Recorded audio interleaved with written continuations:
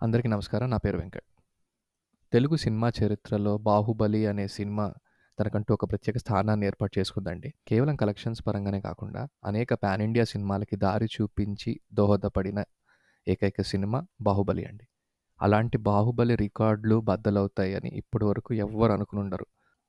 'RRR' cinema కూడా 'బాహుబలిని' touch ఎళ్ళిపోయింది. అలాంటిది 'Pushpa' craze ఎలా ఉందంటే 'బాహుబలి' సినిమాని టచ్ చేయడమే కాదు, క్రాస్ చేస్తాను అన్న నమ్మకం అందరిలో కలిగించిందండి. చెప్పుకోవడానికి బానే ఉంది గానీ, అసలు రికార్డ్స్ ఎలా ఉన్నాయి? 'పుష్పకి' ఇంకా ఎంత దూరంలో ఉంది 'బాహుబలి' అనేది మనం చూద్దాం ఇప్పుడు. నేను వీడియో చేసే టైంకి 'పుష్ప' 1350,00,00,000 మార్క్‌ని క్రాస్ చేసిందండి. అలాగే 'బాహుబలిని' చూస్తే 1800,00,00,000, 'దంగల్' 2,000,00,00,000 పైన చేసిందండి. సో, 'బాహుబలికి', 'పుష్పకి' ఇప్పుడు ప్రెజెంట్ ఉన్న దూరం ఎంతంటే 450,00,00,000 దూరం ఉందండి.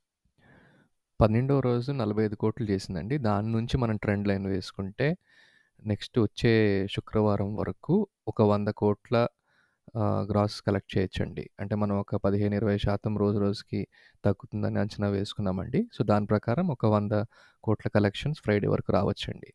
అలానే దాని తర్వాత ఆదివారం, శనివారం కలిపి 120-150,00,00,000 కలెక్షన్ రావచ్చండి. ఎందుకంటే హిందీ మార్కెట్‌లో సాటర్‌డే, సండే అనేది చాలా ఎక్కువ మంది చూసే టైమండి. సో, ఆ టైంలో మనకి మంచి బూస్ట్ గనక వస్తే ఈ వీకెండ్ వరకే ఒక 250,00,00,000 దాకా చేరుకుని ఆల్మోస్ట్ 1,600,00,00,000 మార్క్‌ని టచ్ చేయొచ్చండి.